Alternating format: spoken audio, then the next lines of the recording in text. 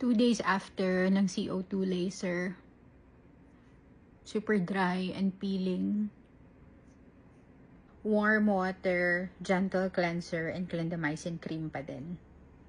Alam mo, ang CO2, bagay to if you want to lessen your scar, especially yung mga deep scars. Kasi, yung laser na device ay nagka-create ng controlled injury sa skin mo to stimulate the collagen production. Kaya, sa akin talaga, after ng first session, nakita ko talagang nag-lessen dito yung mga deep scars.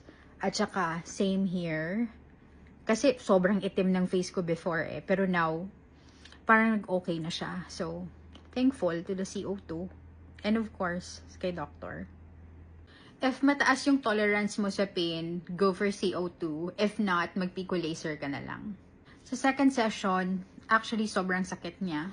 Pero parang yung feeling na, napaisip nga ako, eto siguro yung feeling ng mga taong nagpapatattoo. Kasi parang, ang sakit niya, pero you like the feeling of the pain.